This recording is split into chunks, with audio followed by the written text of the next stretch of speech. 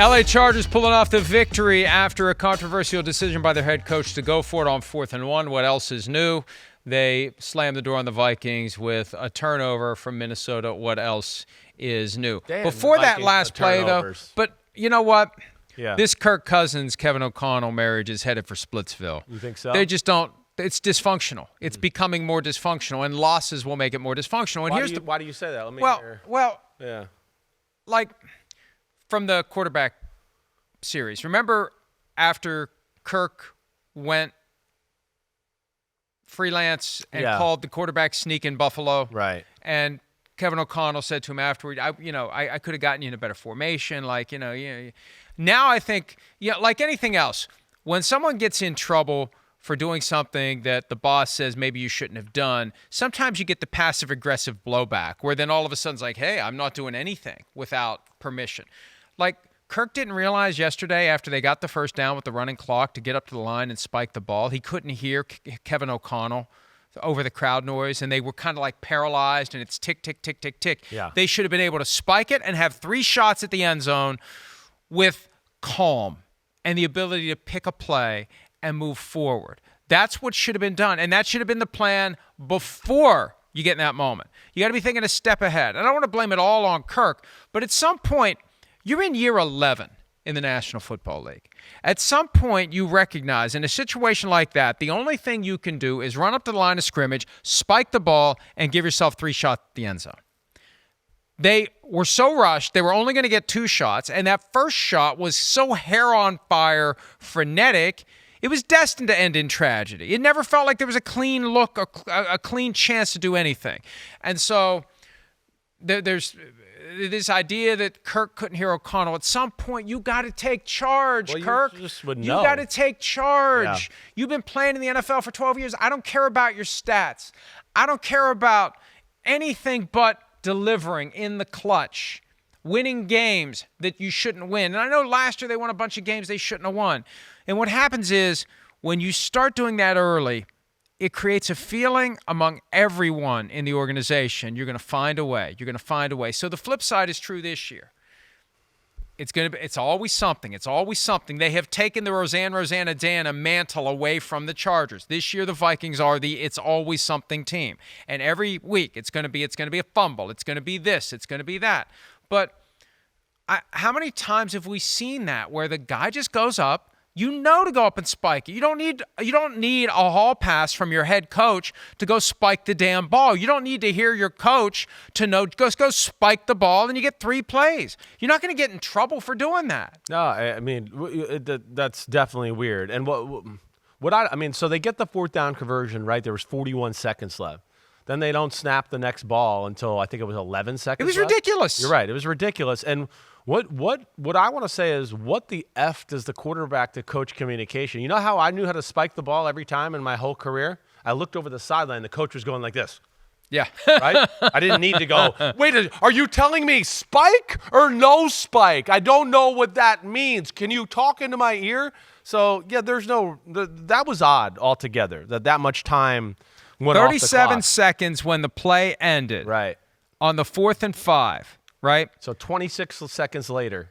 26 seconds later, they snapped the ball. Right. That is inexcusable. Yeah, that's pretty crazy. That is inexcusable. And you're right. That was going to cost them probably one more shot at the end zone. You're going to spike it, you're going to get your 3 shots. Right. You're not getting 4. So you're not getting 4 with the running clock and no timeouts. Right. And the ball, you just saved your ass with 4th and 5. Yeah. Go up and spike. How do you not, kind of know that going into the 4th down, usually. Right. And even if you're not right. actively thinking of it, you've been playing football all your life. I assume he's played Madden from time to time. I mean, he doesn't work on Tuesdays. He probably plays Madden at some point. I'm never letting that go. I'm sorry. Apparently. Look, this is so weird to me. I can't remember in 50 years of being an NFL fan a quarterback who had so many of the gifts that you need, but then there were just these glaring, weird things that kept him from becoming as good as he could be that aren't that difficult. Every once in a while you encounter someone in life who is very good at the hard parts of their job and they keep tripping over their own 2 feet at the easy stuff. Yeah, right. Kirk is kind of like that. He's really good at the hard stuff that comes up in run-of-the-mill moments. He can do the hard things under no pressure whatsoever.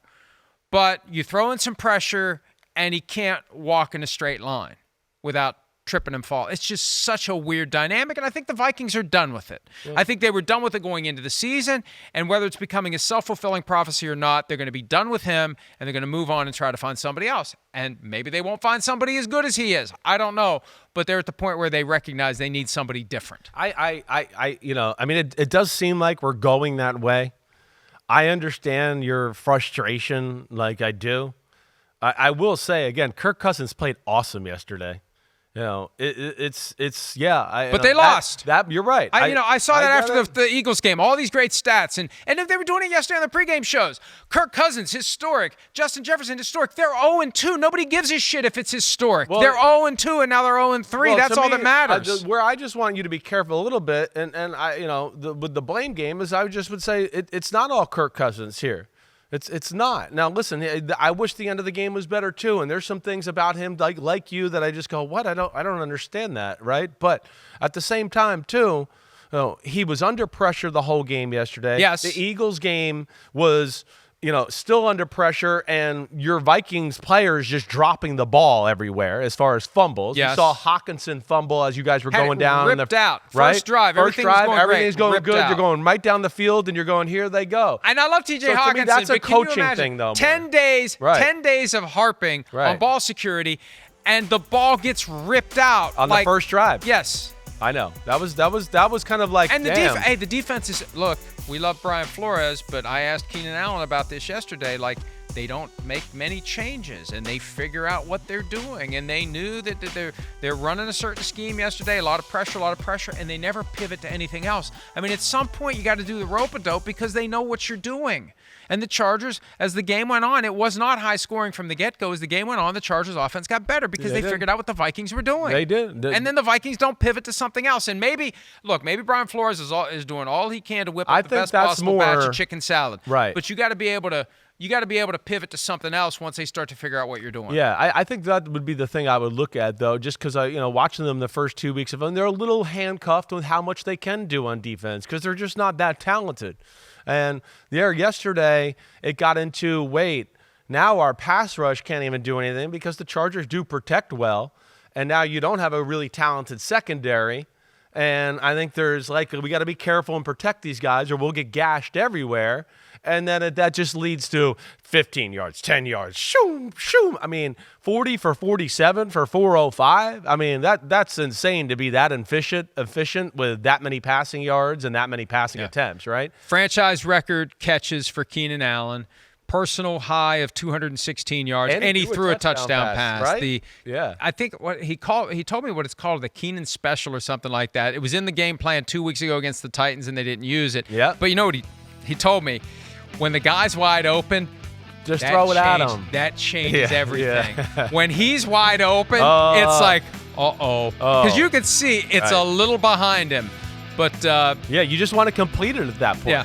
You know? I saw Jordan Love miss some throws yesterday with guys wide open where you go, stop trying to be so perfect that you hit him on the dead run so it's like this most unreal throw. Just get the completion. It is tough. I can remember some throws I had in my career where guys are wide open and you're going, you're like, holy cow, he's open. And my approach was always to throw a rocket just right at their head, right? Just there's going to be no room for error there. I'm just going to throw it right at them as hard as I can. And they might have to stop a little bit or whatever, but it's going to be complete and we'll go from there.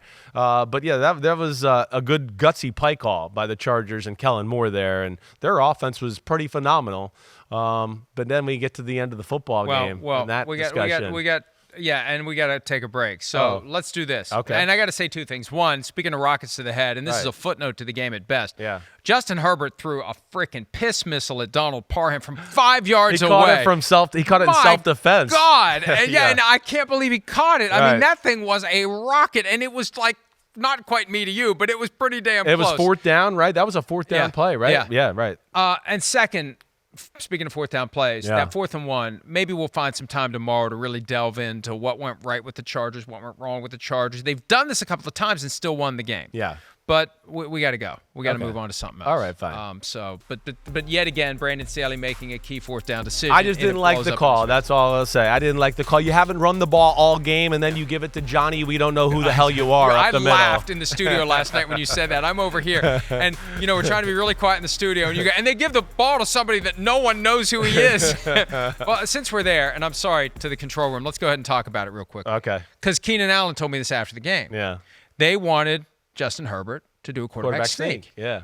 And then he ultimately supported it because they had the gaps kind of filled up. I said, but what about what the Eagles do? And he said, I thought of that right afterward. It's like, damn, we got to put that play in. Definitely. Why don't more teams do that? You got a big quarterback, Right. put a couple of big guys back there and just shove Justin Herbert that extra yard. Why aren't they doing that instead of this? I don't know either. I don't. Exactly right. And giving it to a guy who hasn't touched the ball or has no feel for the moment right there, it's a lot to put on him. And yeah, I know I'm having fun. It's nothing disrespectful to that fullback, but they couldn't run the ball, with their running backs. What was going to make you think, okay, now we're going to blow them off, and get the first down here with the fullback? I didn't love that call, but thank God for Brandon Staley. The defense made the play and got the interception at the end of the game. Puts a lot of pressure on the defense, but the defense came through in part because, and I don't think he figured this into his overall analysis. I don't think you bank on the Vikings offense, peeing down their leg and letting 26 seconds elapse from the clock and then having a rushed play that gets tipped and intercepted, but that's it. The Chargers get their first win. The Vikings are 0-3. The Vikings have the Panthers. Vikings out-chargered the Chargers. If the Vikings lose to the Panthers this week,